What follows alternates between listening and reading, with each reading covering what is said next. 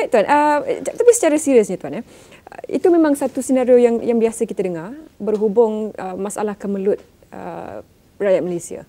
Jadi hari ini pula memang selari sekali dengan apa yang akan disampaikan oleh Perdana Menteri penstrukturan semula. Kalau dia ambil dari segi mikro, dari segi dikurangkan lagi, ditumpukan lagi kepada individu.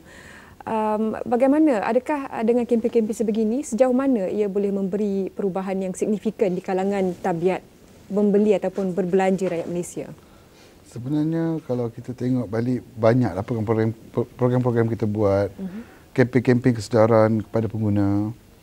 Dan hari ini kita nampak rata-rata pengguna kebanyakannya dibebani oleh hutang.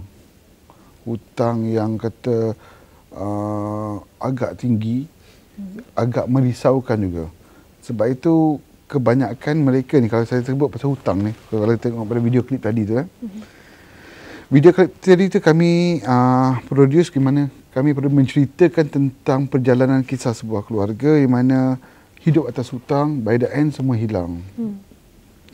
Okey, sebenarnya kalau kita tengok balik kesan kepada kehidupan hari ini adalah disebabkan hutang yang semalam. Okey, bagi mereka yang mungkin saya kira diberikan pendedahan awal sejak sekolah menengah, sejak sekolah rendah telah diajar untuk menyimpan. Jadi bila nak memulakan kehidupan di alam dewasa tak payah risau tentang bayaran pinjaman rumah, tak payah risau itu. Tapi berapa peratus sangat berbanding dengan tabiat konvensional rakyat Malaysia. Tapi takkanlah kita nak terus pesimis. Bagaimana cara untuk mengatasi situasi ini? Sebenarnya pendidikan, pemahaman dan pengetahuan itu adalah perkara yang paling penting.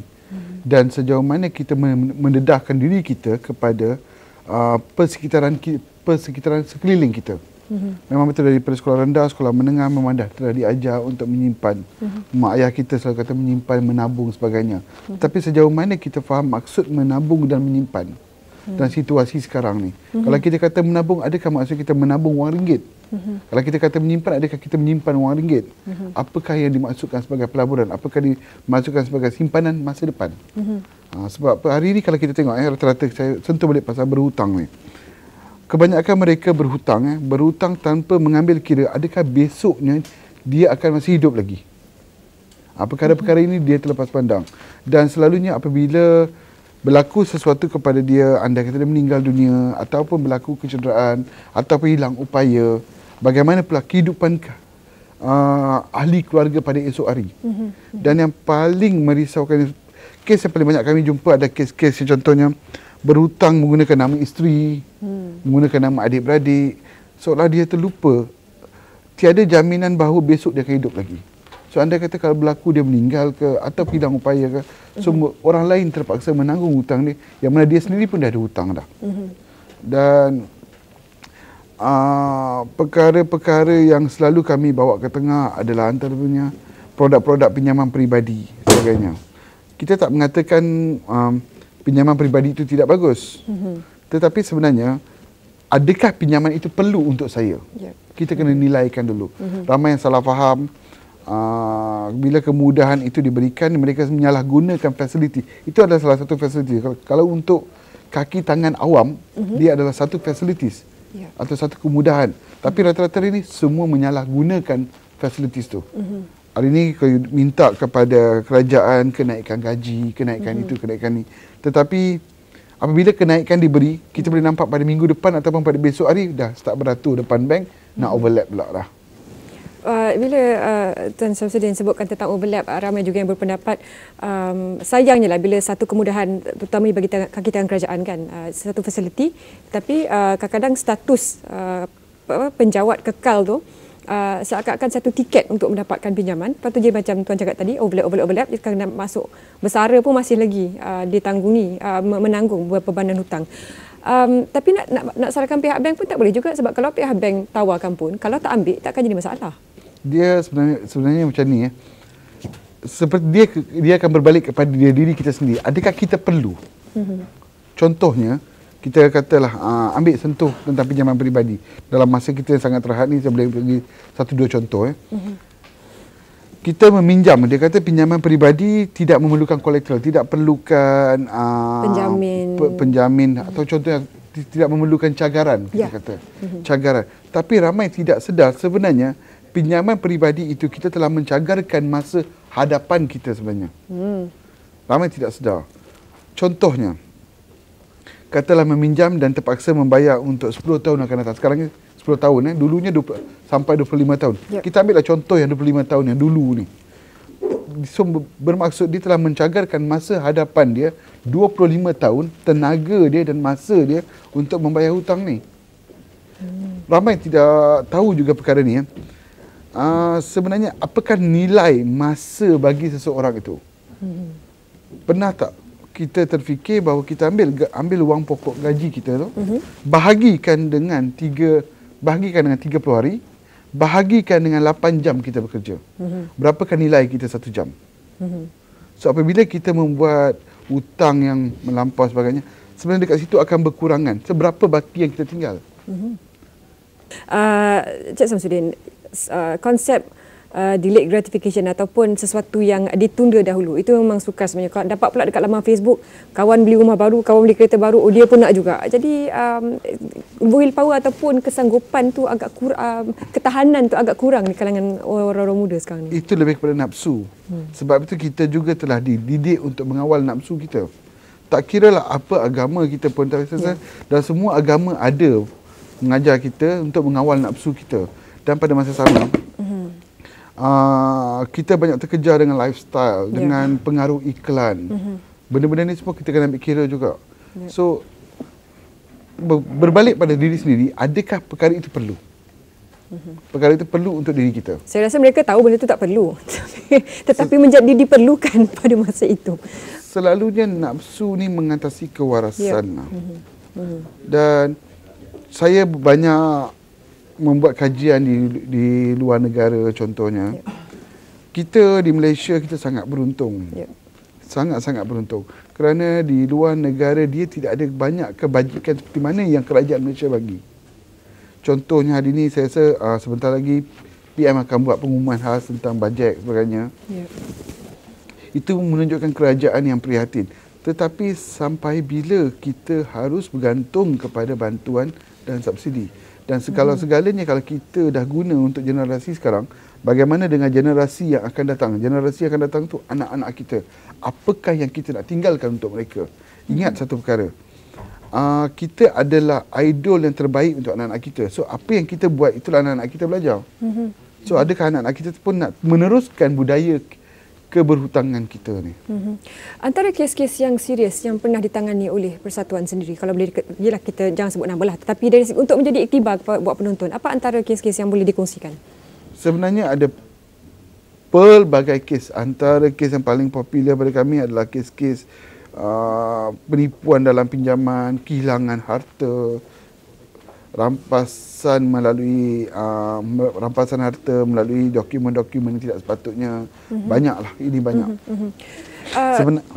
Graduan kita selepas saja melangkah keluar dari universiti nak masuk alam pekerjaan, institusi kewangan pun nampakkan ini sebagai satu peluang untuk memasarkan produk mereka. Oh, kalau fresh graduate, graduan baru, ada kredit kad baru untuk fresh graduate. Untuk loan pun ada. Kadang-kadang budak-budak ni nak kahwin pun berhutang lagi. Kadang malangnya kahwin pun tak lama tapi masih lagi bayar hutang untuk 5 tahun. Situasi ini kalau tidak dipantau, bagi Persatuan sendiri, bagaimana kehadapan ni? Okey. Ramai yang masih beranggapan kredit kad adalah salah satu punca utama kepada kebangkrapan atau sebagainya. Tetapi sejak 5 tahun kebelakangan ni, kredit kad bukan punca utama.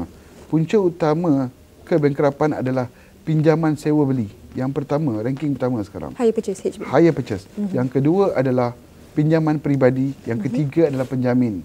Dan keempat baru kredit kad. Jadi keinginan untuk memiliki kenderaan itu. Sebab apa? Kita nampak contohnya, kita nampak ini pengguna sering terpengaruh. Dia kata Yuska ni ataupun tempat jual kereta bagi full loan. Kita kata tempat tu baik, dia bagi saya, memudahkan saya untuk dapat full loan. Yang keduanya, dia kata bank ni bagus, dia bagi saya full loan. Ataupun institusi kewangan ni bagus. Tapi sebenarnya bukan. Kitalah yang membantu institusi kewangan tu untuk, contoh kalau 9 tahun, untuk 9 tahun akan datang. Kita dah menjamin yang kita akan bayar. Kalau anda kata pinjaman personal tadi, peribadi, 25 tahun. Kita kata bank itu memang ada grade AA, kita kata, contoh lah kan. Tapi sebenarnya dalam erti kata lain, kita dah menjamin perniagaan institusi kewangan itu untuk 25 tahun dan kita telah menjual ataupun menggadai tenaga kita dan masa kita untuk tempoh tersebut. Accountability itu telah dipindahkan. Kita ada Cik Suara di talian dari Sabah. Hello, selamat pagi Cik Suara. Okey, terputus, tak apa. Okey, berbalik kepada memindahkan accountability tersebut kepada pengguna dan bukan kepada syarikat. Apakah perlu diperketatkan lagi? Tapi ini mungkin tidak adil kepada mereka yang tidak membawa masalah kepada sisi keuangan, sebab yang ramai-ramai yang buat masalah, undang-undang itu diperketatkan, jadi menyukarkan lagi pemilikan kenderaan. Sebenarnya satu masa dulu Bank Negara pernah ketatkan syarat hire purchase di mana tempoh pinjaman diturunkan kepada tempoh 7 tahun saja. Tempoh pinjaman untuk kenderaan dan personal loan kekal kepada 10 tahun. So ramai yang bising, antaranya pengusaha-pengusaha kenderaan terpakai. Dok bising telah menekan kerajaan untuk dikaji semula dan dibawa semula kepada 9 tahun. Tapi pada kami, tempoh 7 tahun itu adalah bagus. Apa yang dibuat oleh Bank Negara. Kami menyokong dan sepatutnya dikekalkan. Dan jangka panjang, Tuan, kalau tidak dipantau, tidak tabiat ini tidak ditukar, kesan secara langsungnya kepada siapa? Berhubung dengan kenaikan ataupun situasi harga barang yang mungkin turun naik. Okeylah. Sebab macam ni, mereka yang berhutang, yang memang dah ada hutang, selalu membayangkan rezeki yang akan datang, contohnya. Benda tu tak nampak, benda tu mungkin di langit, tapi mereka dah merancang. So, contohnya kalau kata individu ini ada hutang untuk tempoh 10 tahun, yang mana dia perlu membayar. Dia perlu membayar. Untuk 10 tahun itu, periuk nasi dia memang dah besar tu, periuk nasi tu tidak akan expand. Memang dah besar itu saja. Dan yang ada tu dia satu bahagian tu dah ambil kat sini, dah ambil kat sini. Yang baki tinggal sikit. So bila berlaku sesuatu situasi di mana contoh sekarang ni kejatuhan ringgit Malaysia contohnya. So kita banyak bergantung kepada import, makanan import sebagainya. So of course makanan-makanan semua harga akan naik. Bila naik sebabkan pertukaran mata wang. So situasi tidak akan selalu sama. Begitu juga dengan keadaan ekonomi. Sebelum Tuan Samsudin teruskan, sebenarnya pemanggil kita memang ingin cuba menghubungi, ingin bertanya soalan kepada Tuan Samsudin. Suara, adakah kita dapat suara sekarang? Hello, selamat pagi Suara. Pagi. Ya, silakan. Waalaikumsalam. Soalan kepada Tuan Samsudin, silakan. Ya, ini ucapkan dengan Tuan. Ya, silakan. Silakan. Nak tahu ni, kalau macam saya pula buat pinjaman ASB tu, apakah itu menjamin masa depan atau hutang sepanjang sepanjang hayat lah, macam pinjaman jangka panjang.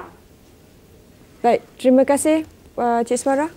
Okey, betul. Bila masuk bank, saja nak buat pinjaman ASB kan? Komen Cik Samsudin. Okey, pinjaman ASB ni kami pernah keluarkan artikel tentang ni ya. Pinjaman ASB ni sebenarnya kita masih meminjam. Maksudnya dia kalau pada dasarnya pada bank dia kata keuntungan dikongsi bersama. Maksudnya bank pihak institusi kewangan memberikan pinjaman di mana pengguna perlu membayar balik dengan kadar faedah. Dan wang itu akan disimpan sebagai pelaburan. Sekiranya mereka yang tidak mempunyai kewangan untuk melabur, saya rasa ini satu langkah bijak. Tetapi sekiranya ada wang, boleh melabur ataupun boleh menyimpan, saya rasa tak perlu buat pinjaman, boleh simpan sendiri pun. Baik, itu dua optionnya ada. Kalau ada duit cukup-cukup, laburkan saja, tak payah buat pinjaman. Cubalah elakkan berhutang tu. Tetapi kalau terpaksa rasa itu menjimatkan ataupun menguntungkan, tidak ada masalah. Tetapi kita harus fikir. Contohnya hari ini kita menyimpan, kita berhutang dan kita menyimpan 50,000 sekarang contohnya. Dan kita terpaksa bekerja keras untuk membayar pinjaman tersebut. Tetapi apakah nilai 50,000 itu apabila loan tersebut telah matang? Ataupun 10 tahun atau 20 tahun besok. Apakah nilai 50,000 itu? So kalau pendapat kami lah, kalau nak kata simpan pelaburan, memang betul menyimpan wang itu bagus. Tapi lebih ideal menyimpan daripada segi sudut hartanah ataupun emas.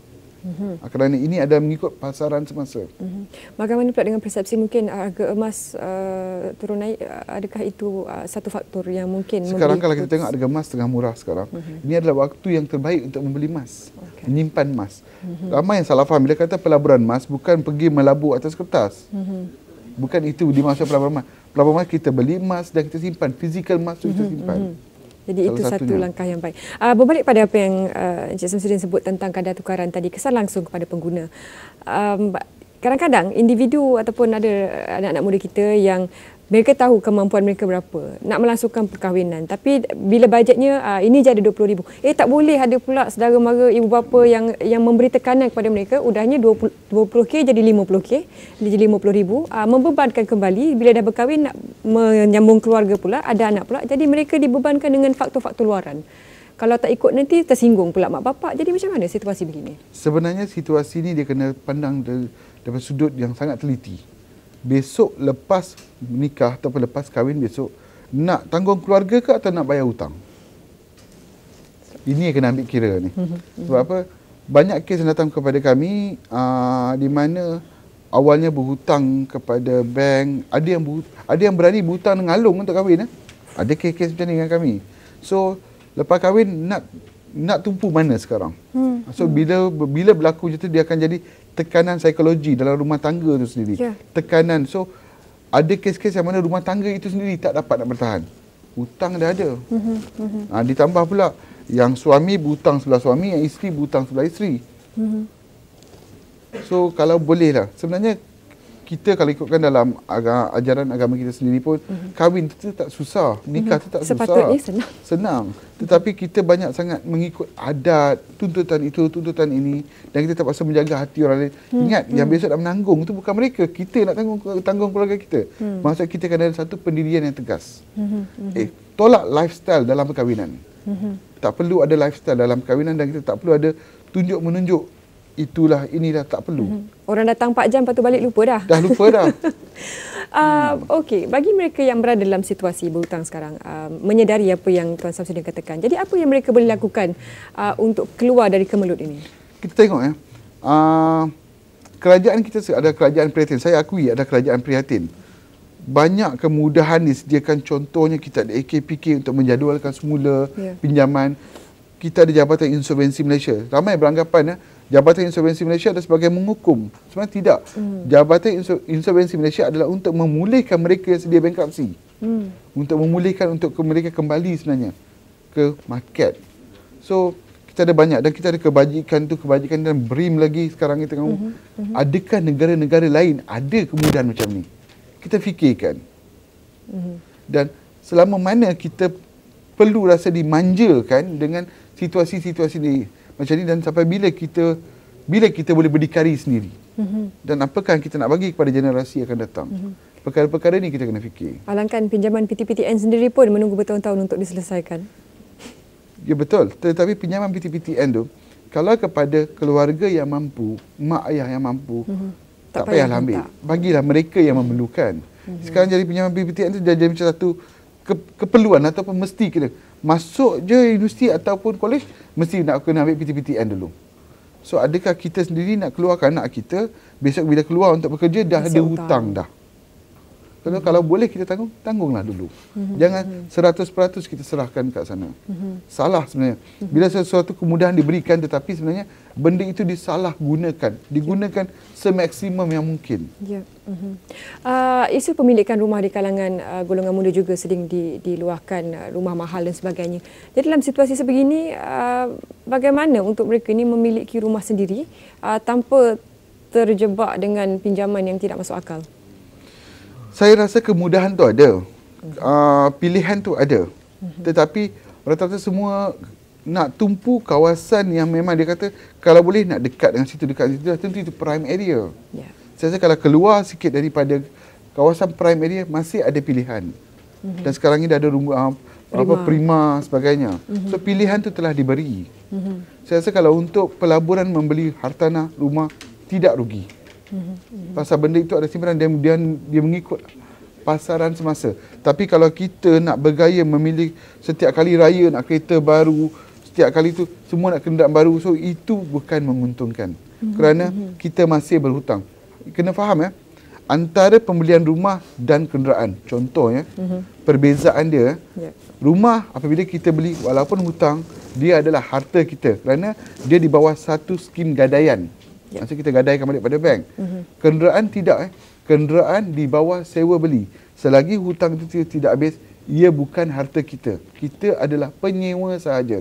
Dan bank mempunyai hak untuk mengambil sebuah kenderaan sekiranya kita gagal memenuhi kehendak kontrak dalam perjanjian tersebut. Keluar ruang pameran, keluar showroom pun dah kurang nilai dah. Ya, betul. Kan?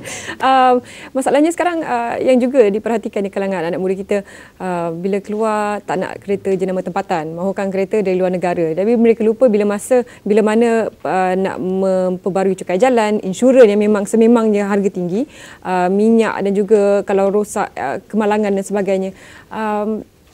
Bagaimana ini perlu dipertekankan lagi supaya tidak terlalu memandang kepada nilai material di luaran semata-mata? Ini adalah lebih kepada pengaruh iklan.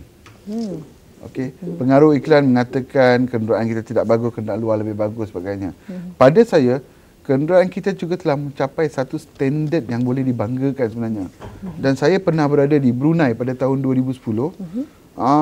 Semasa saya di Brunei, rakyat Brunei sangat bangga dengan kereta Persona kita. Wow. Proton Persona kita, dia sangat bangga. Dan mereka mengatakan itu adalah satu kejayaan kita sebenarnya. Walaupun mereka di negara Brunei, tapi mereka menganggap sebagai satu kejayaan. Tetapi kita di Malaysia sendiri, kita sering membandingkan, kenderaan ni, kenderaan itu sebagainya. Tetapi sebenarnya, kalau kita kata, keluarnya kereta nasional ni sebenarnya untuk rakyat Malaysia, dia adalah satu hadiah kepada rakyat Malaysia. Bayangkanlah, sekiranya tidak ada kenderaan nasional, berapa ramai antara kita yang mampu pakai kenderaan. Benda ni kita kena tengok. Kena mengubah dan persepsi. Kita tengok balik, adakah kenderaan import menepati kualiti yang kita hendak? Mungkin juga ramai yang kata ya, Encik Samsudin. Mungkin mereka berpuas hati dengan pembelian mereka. Tapi itulah kesannya kepanjangan dari segi perbelanjaan ataupun kebolehtahanan mereka membayar balik pinjaman tersebut. Contoh kita tengok hari ini kalau kita tengok, kalau kenderaan nasional yang dilengkapi dengan sistem keselamatan yang begini, harganya adalah jauh lebih rendah daripada kenderaan import ataupun kenderaan jenama lain yang dipasarkan yang tidak mempunyai ciri-ciri keselamatan yang ada kepada ni. Maksudnya dia lebih kurang sikit daripada standard UNECE itu ada. Tetapi orang kata dari segi keselamatan, contoh VSC ke TRC ke, yang mana kenderaan kita dah ada, kenderaan itu tidak ada. Tapi sebabkan jenama tu, kita membeli jenama, kita bukan membeli kenderaan. Yang sering terjadi sebenarnya dengan pengguna. Pasal apa kita terpengaruh dengan jenama. Baik, mungkin boleh kongsikan laman web dan juga talian untuk persatuan sekiranya ada rakyat Malaysia ingin menghubungi sebarang kemusykilan. InsyaAllah tak lama lagi website kami akan di-upload. Website kami www.pkpkl.org.com.my. Okey. Dan juga kami juga boleh dihubungi dengan email pkpkl@hotmail.com. Hotmail.com. Jadi sebarang jumpa ada laman Facebook barangkali? Facebook ada pkpkl@facebook.com. Untuk 2015 sering dikatakan ialah cabaran, jadi kita harapkan boleh terus kita war-warkan kepekaan tentang kebijaksanaan kewangan. Terima kasih Encik Samsudin meluangkan masa bersama kami untuk memberikan contoh-contoh dan juga gambaran yang lebih jelas untuk memberikan kebebasan keuangan pada para penonton kita pagi ini.